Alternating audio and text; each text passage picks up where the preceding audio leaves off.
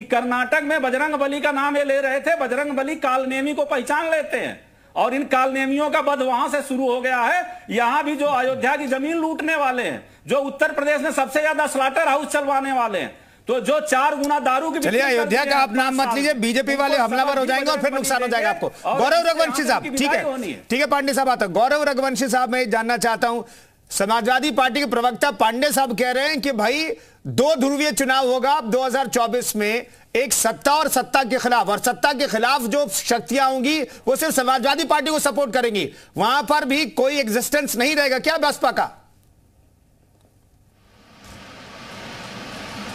देखिए कुंदन जी, पहले तो उस पर बात की जाए कि कानून व्यवस्था और बीजेपी क्यों इनकाउंटर की बात करती है, क्यों सब चीज़ों की बात करती है।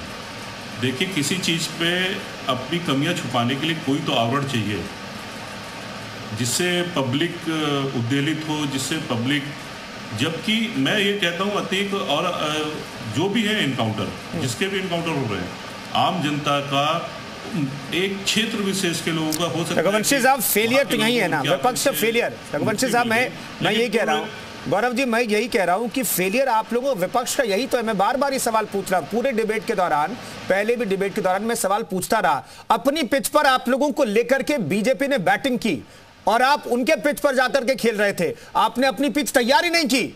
गौरव साहब, छोटा जवाब सर। नहीं कुंदन जी, देखिए क्या है, मैं वही कहना चाह रहा हूं कि आज सत्ता अगर भाजपा की है तो भाजपा के पास संसाधन भी उसी हिसाब से है, भाजपा के पास प्रचार माध्यम भी उसी तरीके के हैं, और तमाम चीज़ें हैं और तमाम फैक्टर हैं जो इस चुनाव में आए। लेकिन जहाँ तक नगर निगम की बात है, यहाँ तो भाजपा के जो वोटिंग परसेंटेज मिला है या वोट मिला है, उसमें आप जरा एक सर्वे ये भी करिए कि वहाँ पे कौन सा वोटर रहता है, किस समाज का वोटर रहता है। उस जाति का वोटर ज़्यादा रहता है जिसको धर्म के नाम पे बेवकूफ़ बनाया जाता है और उसको दिया कुछ नहीं जाता है, केवल धर्म के नाम पे बेवकूफ़ बनाया जाता है। और कौन है गौरव जी? जल्दी से बता दीजिए कौन है ये, आप आ जाइए सर, क्लियर बता दीजिए ना कौन है ये, अगले चुनाव में शायद वो बेवकूफ ना बने। शायद उन्हें प्रबुद्ध वर्ग ही कहा जाता है। ठीक है जैन साहब। और दूसरा गौरव जी मैं आता हूं, अगर वक्त बचा तो दोबारा सेकंड राउंड में भी आपके पास आऊंगा। एक है जैन साहब, सारे मैं जल्दी से एक लाइन और कहिए। आप अगर सारे परिणामों की समीक्षा करेंगे तो अगर आप नीचे आते जाएंगे तो नगर पार्षद लोग हैं, उनकी अगर संख्या देखेंगे तो 20% भी नहीं जीती है बीजेपी। 20% नहीं, हो सकता है 9% भी हो।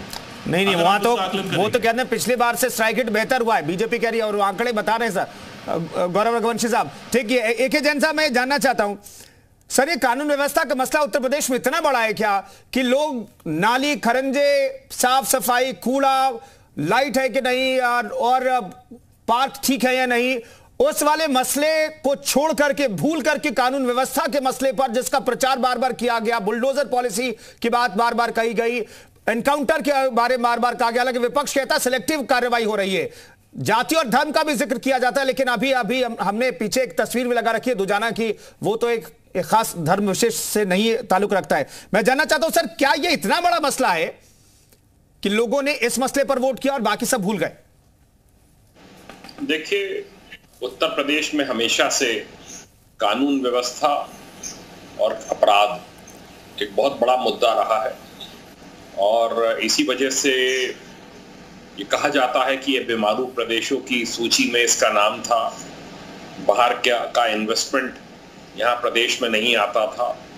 तो बाकी सब चीजें तो बाद के विषय हैं कि खड़ंजा बना कि नहीं बना, नाली बनी कि नहीं बनी, पार्क में सुधार हुआ कि नहीं हुआ जी, वो भी हो जाएगा। पर साथ ही साथ सबसे महत्वपूर्ण है कि जो ये बुनियादी विषय हैं जिनसे हर व्यक्ति अपने परिवार के सदस्य को लेकर चिंतित रहता है, उसके ऊपर ठोस कार्रवाई होनी चाहिए, और यूपी पुलिस उस दिशा में लगातार आगे बढ़ रही है। जी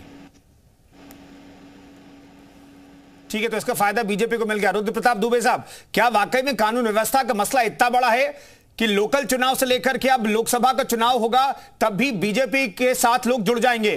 क्योंकि बीजेपी की स्ट्रैटेजी यही है कि जो लोकल स्तर पर जो पैन यूपी का जो मसला नहीं था, जो एक शहर का मसला था, एक कस्बे का मसला था, उसे पैन यूपी के मसले पर हमने हिट कर दिया है। तो पैन इंडिया का जब मसला होगा तो पैन यूपी वाला मसला वहां पर भी हिट हो जाएगा।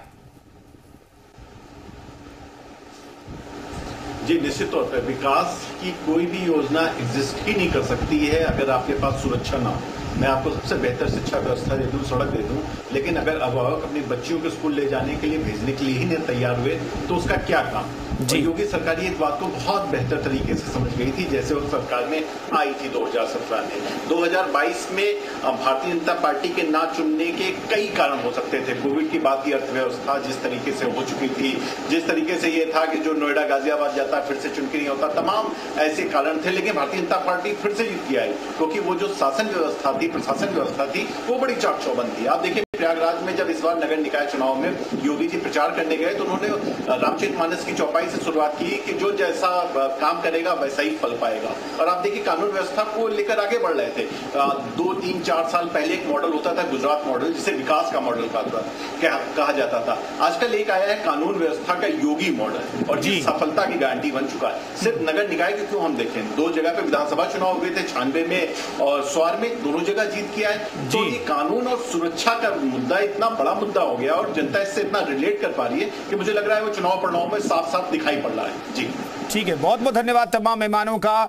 तो जब 2024 का चुनाव होगा और पैन इंडिया इश्यू पर चुनाव लड़े जाएंगे तो केंद्र सरकार की योजनाओं का जिक्र तो होगा, लेकिन कानून व्यवस्था के मसले पर जो योगी का मॉडल है उसका जिक्र भी बार बार बीजेपी करेगी और उसके आधार पर भी 2024 की जंग जीतने की कोशिश करेगी। फिलहाल इस खास पेशकश में इतना ही, रुकेंगे एक छोटे से ब्रेक के लिए। आप बने रहिए जी उत्तर प्रदेश उत्तराखंड के साथ।